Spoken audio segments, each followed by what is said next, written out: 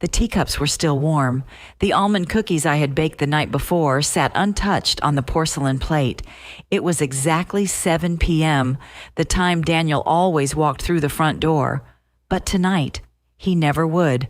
I found myself staring at the entrance far longer than I care to admit, almost expecting to hear the familiar click of his key turning in the lock. Instead, there was only silence, the kind that settles deep inside your bones when you know something is gone forever. My name is Evelyn Parker, and for 15 years I believed I had the kind of marriage most people only dreamed about. Daniel was calm, successful, and steady. The moment he walked into a room, everything somehow felt more secure. He never raised his voice. He was never late. Every Sunday he came home with fresh flowers. He wore crisp button-down shirts, paid every bill on time, and never once let me worry about the mortgage. We never had children. Still, life seemed to fit us perfectly, as though we were two puzzle pieces designed for each other. What I didn't realize, what I was about to discover, was that our puzzle had missing pieces, and one of those pieces had been hidden in a place I was never allowed to enter. Daniel died on a Thursday. The doctor said it was a heart attack. I can still picture the physician's face as he delivered the news. Kind, practiced, emotionally distant. Massive myocardial infarction, he explained. He passed very quickly. I nodded as though I understood, as though those words somehow mattered. They didn't. Not when I'd just lost the only person I believed truly knew me. The funeral passed in a haze. Black clothes, soft condolences, strangers I'd never met telling me what a remarkable man my husband had been. I leaned heavily on Megan, my best friend since college. She kept pressing bottles of water into my hands and setting plates of food in front of me that I couldn't bring myself to touch. Then my younger sister, Lauren, arrived. Her perfume was overwhelmingly sweet. Her embrace lingered just a little too long. Something shifted inside me the moment she wrapped her arms around me. "I'm so sorry, Ev," she whispered smoothly. "Daniel was like a brother to me." I wanted to believe her. I truly did, but there was something about the way she looked at me. It wasn't grief. Later that evening, while standing in my kitchen pouring herself a glass of wine, she casually said, "I know this isn't really the right time, but Daniel loaned me some money. I was hoping we could settle that now that everything's been taken care of." I stared at her. "What money?"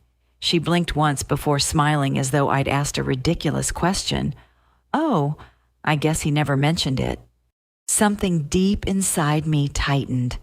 That night, sleep never came. I wandered through our house, running my fingers across familiar furniture as though it might finally tell me the truth. The bookshelves, the polished hardwood floors, the framed wedding photograph that suddenly looked like it belonged to two complete strangers. Then I noticed them. Daniel's keys were still sitting on the hallway table. I picked them up. There it was, the one key I'd never been allowed to use. It looked different from the others. The garage key, years earlier, I'd asked him about it. "There's nothing interesting in there," he'd said with an easy smile. "Just tools, oil, grease. You'd hate it." I hadn't argued. I never did. That was our marriage, comfortable, peaceful, filled with quiet boundaries I was never meant to cross. But now, I had nothing left to lose. The following morning, I drove to the garage. It sat in an aging industrial district behind a row of deteriorating warehouses with rusted roofs and weeds pushing through cracked asphalt. It wasn't the sort of place you'd expect a man like Daniel to visit, yet he came here every Thursday, like clockwork, and I had never once questioned why. The heavy metal door resisted as I unlocked it. The key turned with a long, reluctant groan. For a brief moment, I simply stood there, afraid of whatever waited on the other side. The air smelled of dust, motor oil, and old metal. I reached for the light switch. Then I froze. It wasn't a garage. There were no toolboxes, no car parts, No shelves packed with equipment. Instead, it was a shrine to a life I never knew my husband had lived. Slowly, I stepped inside. The fluorescent lights flickered overhead before flooding the room with a cold, pale glow. Every wall was completely covered. Photographs, newspaper clippings, hand-drawn diagrams, travel maps. Pinned together with obsessive precision, one wall displayed dozens of photographs arranged in perfect rows. Every single picture included Daniel, but it wasn't the Daniel I knew. He wasn't wearing tailored suits. He wasn't carrying himself with the polished confidence I'd always associated with him. Instead, he looked free. He wore faded jeans, casual shirts. His hair was slightly messy. His expression was softer, his posture completely relaxed. Standing beside him in nearly every photograph was the same woman. She was beautiful, at least 10 years younger than I was. Dark hair, sharp, intelligent eyes. They stood far too close to one another. Her hand rested comfortably on his arm. He looked at her with a smile I hadn't seen directed at me in years. One photograph showed them walking along a beach. Another had them inside a ski lodge. Another captured the two of them sharing a candlelit dinner. Several of the photos had handwritten dates on the back. 7 years ago, 5 years ago, 3 years ago. One had been taken only a few months earlier, August 2024. That photograph stopped me cold. On that exact day, I had been home preparing Daniel's favorite dinner while waiting for him to return from what he claimed was a client meeting. Yet here he was, sitting beside that woman, next to a man who looked to be in his early 30s. The three of them were smiling together like a family. On the back, written in Daniel's unmistakable handwriting, were 4 simple words: Sophia and Ethan, August 2024. My knees nearly gave out beneath me. I grabbed the edge of a metal desk in the center of the room to steady myself. That's when I noticed the paperwork, stacks of files, bank transfer records, corporate filings, letters from overseas companies, tax documents that didn't match anything I knew about Daniel's business affairs, and inside one of the folders was a medical report. My eyes locked onto the header, Crescent Heart Institute. The report was dated less than 2 months earlier. At the top was Daniel's full name, followed by a diagnosis I could barely pronounce: ischemic heart disease, stage 3, high risk of cardiac arrest. He knew. He knew he was dying. He knew the truth all along. And instead of telling me, instead of preparing me, instead of giving me even the smallest hint of what was coming, he spent the final months of his life building a secret world with another woman, another family, another child, because that's what the young man in the photographs had to be, their son. My stomach lurched. 15 years. For 15 years I had stood beside him, and now I realized the man I'd buried wasn't really my husband. Not completely. He was a stranger. A stranger who had looked me in the eye the night before he died, handed me a velvet box containing a sapphire necklace, kissed my cheek, and whispered, "You're the only woman I'll ever love." I stumbled backward toward the door. I couldn't breathe. My chest tightened. My thoughts spiraled out of control. What was I supposed to do with any of this? Who was I now? A widow. Yes, but the widow of whom? Then I heard it. Footsteps. Soft. Careful. Almost as if someone was trying not to be heard. I spun around, my heart pounding against my ribs. Standing in the open doorway was the young man from the photographs. The same dark hair, the same sharp jawline, the same intense, unreadable eyes. When he spoke, his voice was calm, but the pounding in my ears nearly drowned out his words. "Are you Evelyn Parker?" I couldn't answer. "I thought you might come here." He stepped slowly inside. "My name is Ethan Brooks." He paused. "Daniel Parker was my father." In that instant, it felt as though the floor vanished beneath me. I can't remember what I said first. Maybe nothing at all. Maybe I simply stood there gripping the edge of the metal desk as though it were the only solid thing left in the world. Ethan took another cautious step forward. He moved carefully, as though he understood just how fragile this moment was. I stared at him, not simply looking, searching. There was no denying it. His eyes. They were Daniel's. The same piercing gaze, the same quiet expression that somehow spoke louder than words ever could. You're really his son," I finally whispered. "Yes," Ethan answered without hesitation. "And I'm sorry. I never wanted you to find out like this. How long have you known about me?" My voice was barely more than a whisper. "My entire life," he replied quietly. "There was never any secret on my end. My father told me he was married. He said you didn't know I existed. He kept our lives completely separate. My mother, Sophia, respected that. She never wanted to interfere.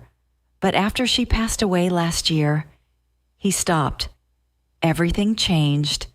She had died too, just like Daniel."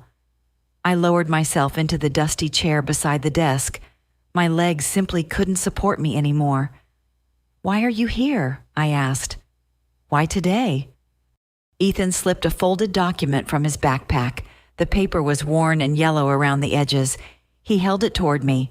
I hesitated before taking it. "It's a draft of a will," he explained. "It isn't official. It was never finalized. My father gave it to me 2 weeks before he died.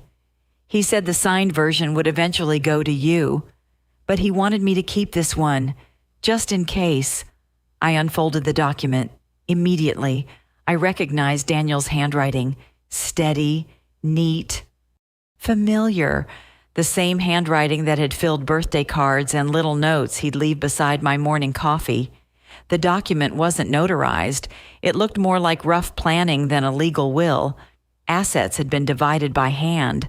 There were references to Ethan, a company I'd never heard of called Summit Crest Holdings, and one final note: access remaining documents in office vault, code linked to personal gift given to E. I froze.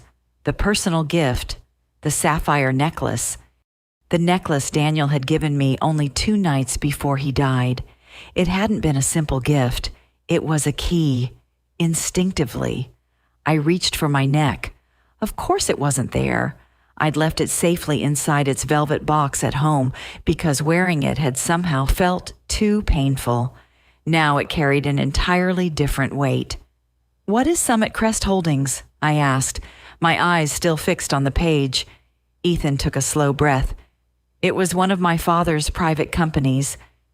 It wasn't publicly listed. It barely existed on paper.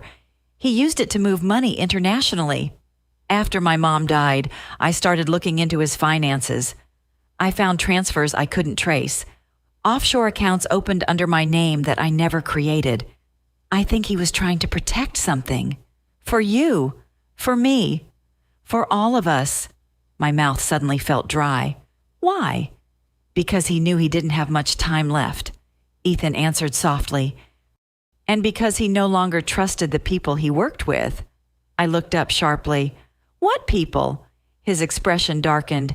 "He never told me names. He only said that if anything happened to him, someone would eventually come looking for information, for leverage, for whatever he left behind." I leaned back in the chair, my thoughts racing. A hidden company, a mysterious vault, a sapphire necklace that might contain the access code, and a husband I'd loved for 15 years, who had somehow built an entire second life beyond my reach. "So you're telling me there's even more?" I looked from the document to the walls covered with photographs. The will, the files, the pictures. "All of this is only the beginning?" Ethan nodded. "I think my father left clues, not just to explain everything, but to protect us." Slowly, I stood. My legs still trembled beneath me. I looked around the room one final time. It no longer felt like a memorial. It felt like evidence and a warning. "I need to go home," I said quietly. "I need that necklace." "Can I come with you?" Ethan asked. "If you'll let me." I hesitated for only a moment before nodding, whether I liked it or not. This story belonged to both of us now. I didn't go straight home. I couldn't. I needed room to think, to breathe. So I called Megan. Less than 20 minutes later, I was sitting on her living room couch with both hands wrapped around a mug of tea. I had no intention of drinking. The sapphire necklace rested on the coffee table between us like a live grenade. Megan didn't interrupt. She never did. She waited until I was ready, and when I finally told her everything, the garage, the photographs, Ethan, the unfinished will, she never once said, "I warned you." She simply reached across the table, squeezed my hand, and whispered, "I'm so sorry." But tears still wouldn't come. I wasn't ready to fall apart. I needed answers. I needed someone to hold responsible. So I drove to Lauren's condominium. It was located in one of the newer luxury developments on the north side of town. Underground parking, security gates, a concierge in the lobby, a strange place for someone who was always complaining about being broke. As the elevator climbed, so did my anger. Lauren answered the door barefoot. She wore silk pajamas and held a glass of wine in one hand. Her makeup was flawless. Her hair looked freshly styled, as though she'd been expecting company. "Well," she said with a smug smile, "if it isn't my grieving sister. Come to inspect the wealthy widow? Cut the act. Lauren," I snapped. "We need to talk." I brushed past her into the living room. That's when a framed photograph caught my attention. Lauren, Daniel, laughing together, clinking champagne glasses. The date stamped in the corner made my stomach twist. 5 years earlier. "What the hell is this?" I pointed toward the frame. Lauren wandered over without the slightest concern, taking another slow sip of wine. "Oh, that." It was one of Daniel's company holiday parties. "You were too tired to go, remember?" He insisted I come instead. She said it as though nothing about it was unusual, as though sharing champagne with my husband while I stayed home folding laundry was perfectly normal. "We always got along so well," she added casually. I turned to face her completely. "How well?" For the first time, her smug smile began to fade. "I know about Sophia," I said. "I know about Ethan. I know about the garage. I know about Summit Crest Holdings. I know about the will. I know everything." I stepped closer. "So if there's anything else you've been hiding, tell me now." Rachel's eyes narrowed. She walked over to the bar cart, refilled her wine glass, and spoke so quietly it almost sounded gentle. "Fine. You want the truth?" She set the glass down before resting one hand on her stomach. "I'm pregnant." She met my eyes without flinching. "And it's Daniel's." I couldn't move. I couldn't speak. My mind simply stopped working. "I'm 10 weeks along," she continued. "I found out about a week before he died. He knew. He promised he'd take care of everything. He even told me he was going to leave Sophia soon." I froze. "You were still seeing him after Sophia died?" Lauren gave a careless shrug. "She was never meant to be permanent. I was always the one he came back to." For a moment, I felt completely detached from my own body. The walls, the furniture, the low hum of the refrigerator, everything dissolved into meaningless background noise. "You slept with my husband." The words barely escaped my lips. Lauren shrugged again. "Don't pretend you're shocked. You had your perfect little marriage, your perfect house, your perfectly timed dinners every night at 7. Meanwhile, I was struggling to pay rent, working dead-end jobs, listening to Mom compare us like I was some broken version of you." She looked straight at me, her eyes suddenly cold. "You were his routine. I was his escape." The slap landed before I even realized I'd raised my hand. Lauren's head snapped sharply to one side. Her wine glass flew from her hand and shattered across the hardwood floor. She didn't cry. She didn't scream. She simply smiled. "So there she is," she said quietly. "The real Evelyn, not the polished, perfect wife. The woman who finally realized she's been living a lie." I turned away, breathing hard, my hands shaking uncontrollably. "Why didn't you tell me?" My voice came out much softer than I expected. "Because you never would have believed me," she answered.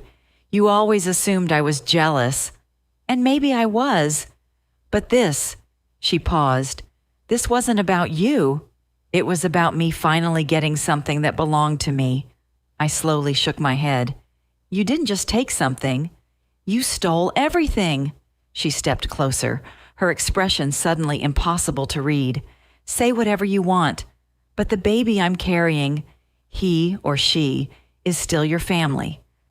Whether you accept that or not." My throat tightened. Part of me wanted to scream.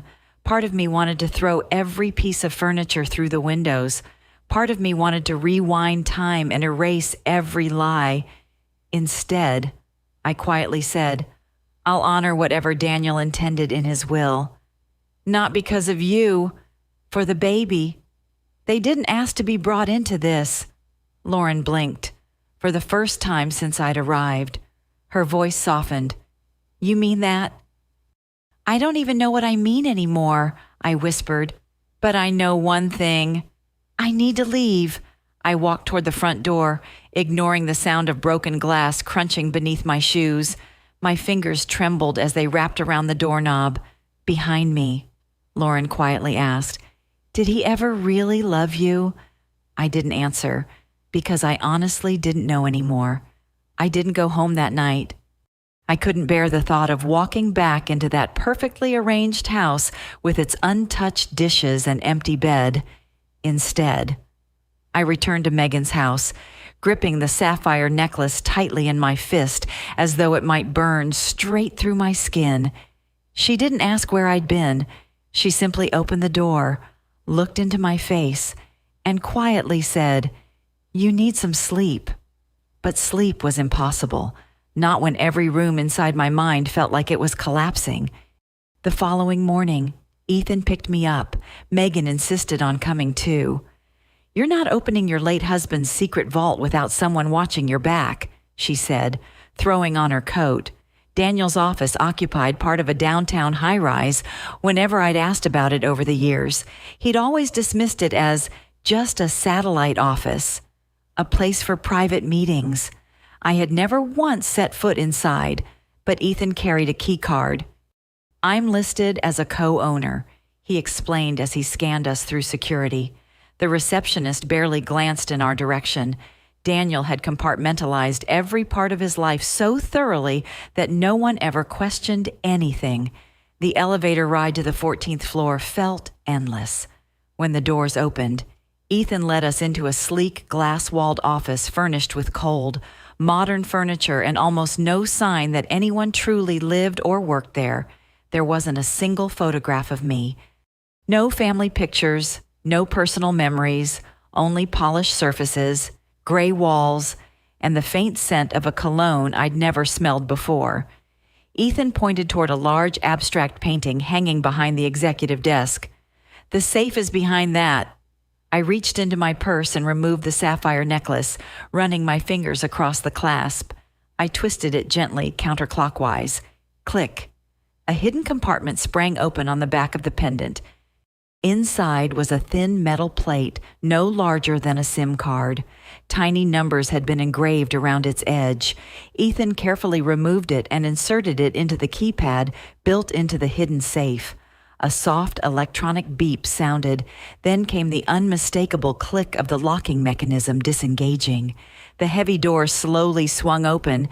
Inside were neatly stacked folders, a sleek black flash drive, a small wooden jewelry box, and a silver key attached to a tag that read, "Federal Trust Safe Deposit Box." Ethan began sorting through the documents. "Contracts, wire transfers, financial statements." He frowned as he continued reading. Some of these involve international banks. He wasn't just hiding money. He was moving it offshore. And he was doing it fast. I picked up the flash drive but didn't plug it into anything.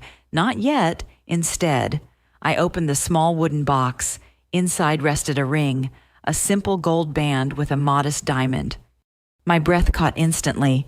It wasn't mine. I turned it over. Engraved inside were two simple words, always, S, not E, not for Evelyn. The S stood for Sophia.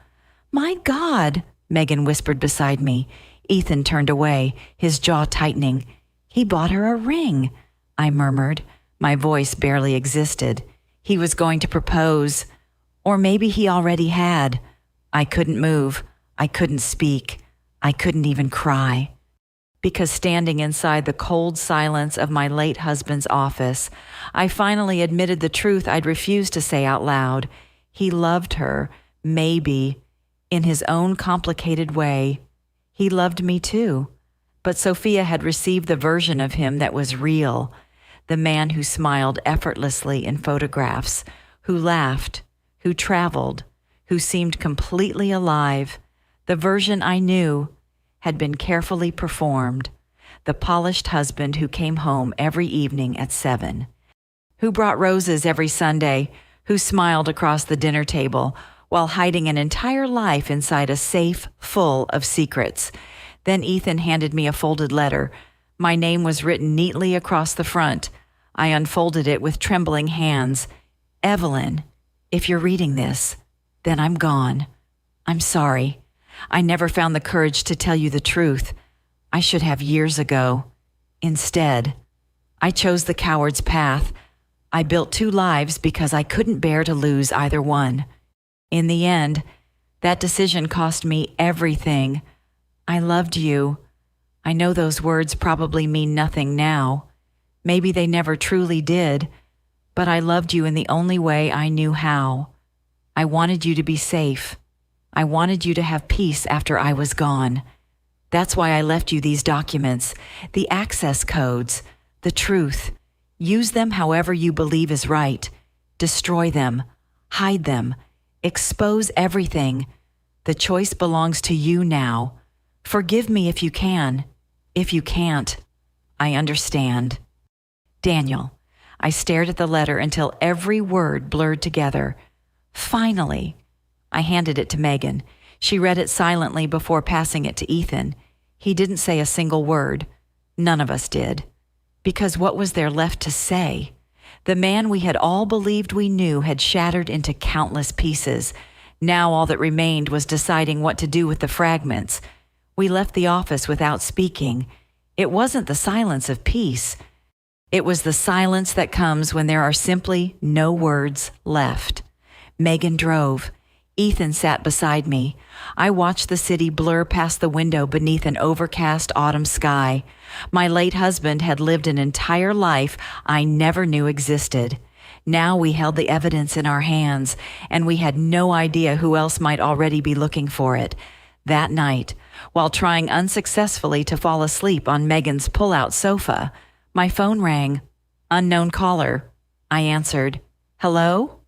A man's calm voice came through the speaker. Is this Evelyn Parker? Yes. My entire body tensed. My name is Victor Blake. I was one of your husband's business associates.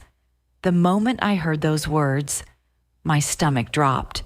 I believe you have something that belongs to me. I don't know what you're talking about. Yes, you do, he said, his voice as calm as still water. The documents from the safe. Some of them involve international transfers and accounts I helped create. I suggest we meet. I'm not meeting anyone.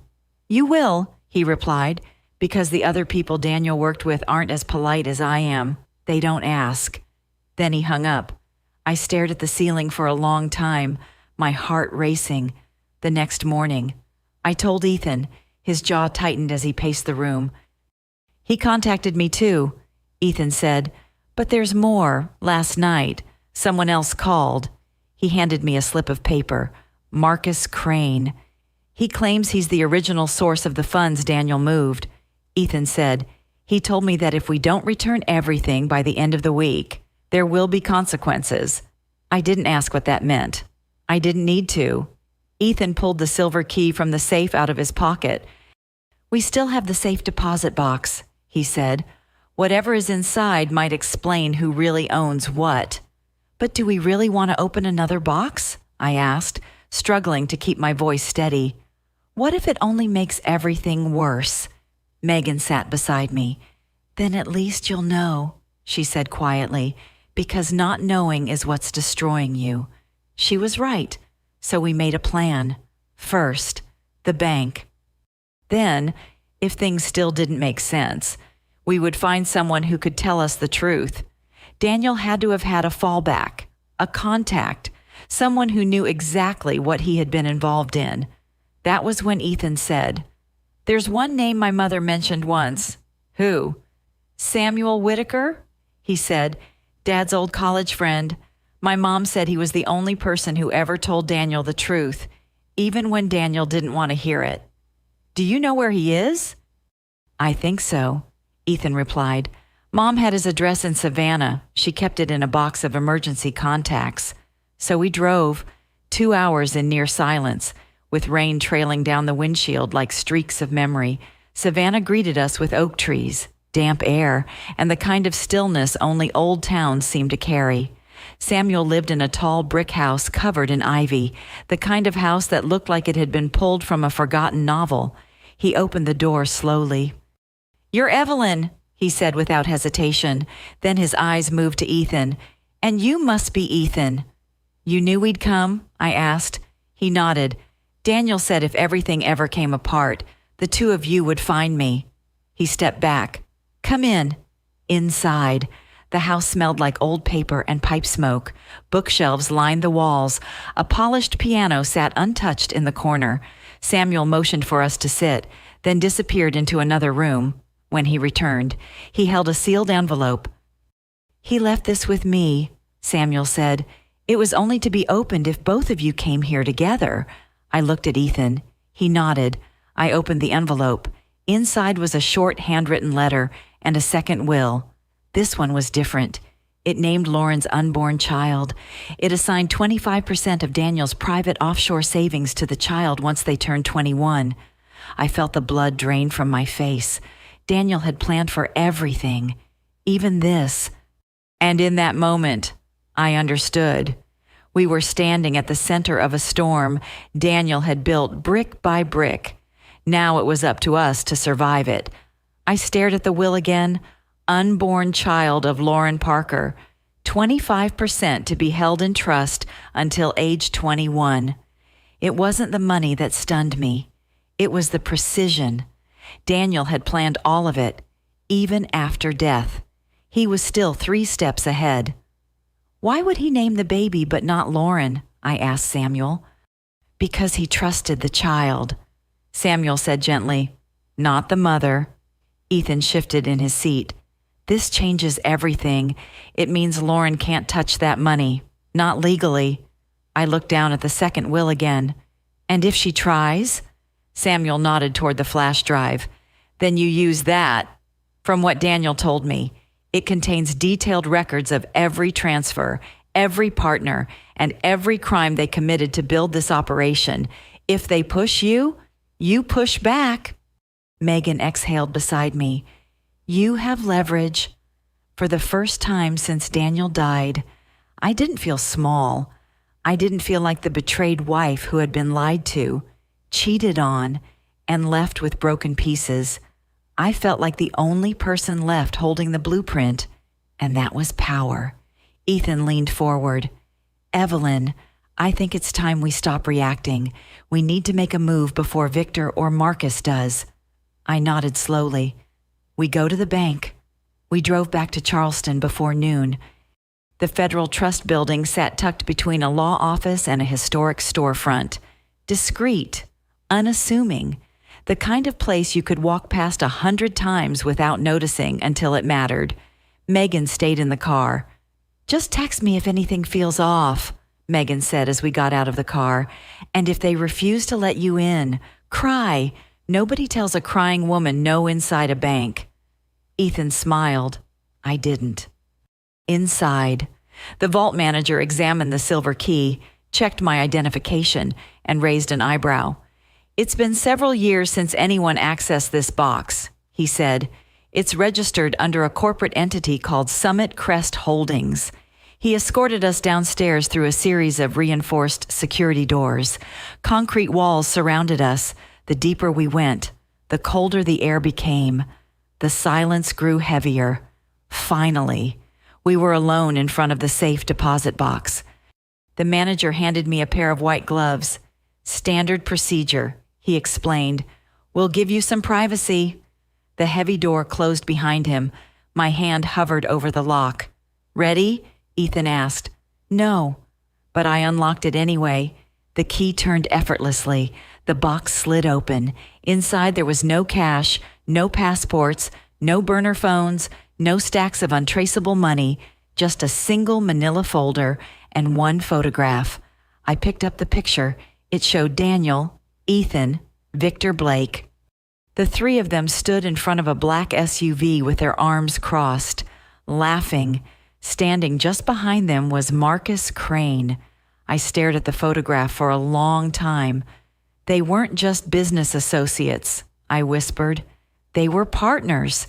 Ethan opened the folder. Inside were dozens of signed agreements, shell company registrations, records of payoffs, and one document stamped in bold red letters, Crane Blackmail Insurance. This isn't just leverage, Ethan murmured. It's a loaded weapon. I looked down at the files. Daniel kept evidence of everything. And in that moment, I finally understood. He hadn't simply left me a disaster. He had left me a weapon. Now it was up to me to decide who to point it at. We didn't go home. We went straight to an attorney. His name was Andrew Collins, and years earlier he had handled my father's estate. He was practical, discreet, and completely uninterested in drama. I told him almost everything. Not about the affair, not about Lauren, only what mattered legally. The documents, the threats, the offshore accounts. He listened without interrupting. When I finished, he simply asked, "Do you want to press charges?" "No, I want insurance." He nodded. "Then we make copies of everything." "Digital? Physical?" "We'll store backups in 3 separate locations. One stays here, one stays with you, and one goes to someone completely unconnected to all of this." "I know exactly who," Megan said grimly. We spent the next several hours scanning every document. Daniel had kept meticulous records, names, dates, wire transfers, fake invoices. It wasn't simply questionable business. It was an international criminal operation. With Daniel gone, everyone involved had assumed the evidence disappeared with him. They were wrong. By the end of the afternoon, Andrew drafted a short legal notice. At the bottom, I added one handwritten sentence. "Try me. EP." We sent the package by courier to Victor Blake's office. 15 minutes later, my phone rang. "You think you're clever?" he hissed. "You're in way over your head." "No," I answered calmly. "You are, because my next phone call is to the IRS, and the one after that is to Interpol." There was a long pause. Then he laughed. "All right," he finally said. "What do you want?" "Nothing. I just want you to stop. No more phone calls. No more threats. No more late-night warnings. If you come after me or anyone I care about, every document becomes public. Every transfer, every signature. You don't want that kind of attention." "I already have that kind of trouble," I replied. "The difference is, I'm not afraid of it anymore." He hung up. 2 hours later, Marcus Crane called. His tone was completely different, smooth, polished, the voice of someone who had spent a lifetime talking his way through locked doors. "Evelyn," he said warmly, as though we were old friends, "I've heard you've made some interesting discoveries. I think we've gotten off on the wrong foot." "There is no wrong foot," I replied. There's only your signature on a dozen illegal financial transfers. He chuckled softly. Purely hypothetical, of course. I let the silence stretch between us. Then I spoke. I know you believe you can manage this, Mr. Crane. But here's what you don't understand. I have no reputation left to protect. No business, no marriage, no life to lose. And that makes me extremely dangerous. He didn't answer. I ended the call. That evening, Ethan and I sat together on Megan's back porch. The flash drive rested safely in his jacket pocket. A copy of the folder had been sealed inside the planter box behind us. Maybe it was paranoia, but once the person you trusted most has lied to you for years, paranoia starts feeling a lot like survival. I never knew he was capable of any of this, Ethan said quietly. My mom always told me he was complicated. I thought she meant emotionally, not criminally. He was both, I replied, and maybe even more than that. I looked up at the stars, cold, silent, unchanging. We're not finished yet, I said. Ethan frowned. What do you mean? We still haven't opened the flash drive. The flash drive was small, black, unmarked. It looked completely ordinary, as though it had nothing to reveal unless you asked the right question. We didn't open it that night, or the following morning. It took me 2 full days. 2 days to prepare myself for whatever truth still remained. 2 days of rehearsing my own reactions, as though practicing could somehow soften betrayal. Ethan sat beside me on Megan's couch. Megan placed another cup of tea on the coffee table. Neither of them spoke. Neither did I. I plugged the drive into my laptop. One folder appeared. For Evelyn inside was a single video file, dated just 10 days before Daniel's death. My finger hesitated over the mouse. Then I clicked. The screen faded to black. A moment later, Daniel appeared. Not the Daniel from our wedding photographs. Not the polished man who had sat across from me every evening at dinner. This Daniel looked exhausted. His eyes were hollow. His shirt was wrinkled. He looked like someone who hadn't slept in weeks. He leaned toward the camera. Evelyn, if you're watching this, it means I didn't make it. Or I simply ran out of time. He rubbed his face slowly. There isn't an easy way to say any of this. So I'm just going to tell you. You were never the person I needed to hide things from. You were the person I wanted to protect. But I waited too long, and now everything is closing in. He paused for several seconds. There's someone you need to be careful of. Someone you trust far more than you should. My heartbeat slowed. Daniel looked directly into the camera. It's Lauren. The entire room fell silent. It wasn't just one mistake between us. It wasn't that simple. She planned everything from the very beginning. The pregnancy wasn't an accident. The night I told her I couldn't keep seeing her, she changed. She told me that if I left, she would expose the money, the shell companies, everything I buried because I thought it would keep you safe. He leaned even closer. I think she killed Sophia. Every ounce of moisture vanished from my mouth. I can't prove it, Daniel continued, but the timing was too perfect. Sophia had already packed her bags. She told me she'd booked a one-way flight to Lisbon. Then, the car crash, single vehicle, no witnesses. The brakes failed. That's what the investigators concluded. But Sophia had taken the car in for service the day before. Daniel looked straight into the camera. His voice trembled. Lauren already knew she was pregnant. Sophia didn't. That's what changed everything. They called it an accident. No evidence of foul play. But Lauren knew she was carrying my child. Sophia had no idea. Megan covered her mouth.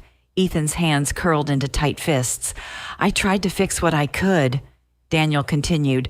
I moved the money. I created backups. I made sure that if anything happened to me, you'd have the evidence and the power.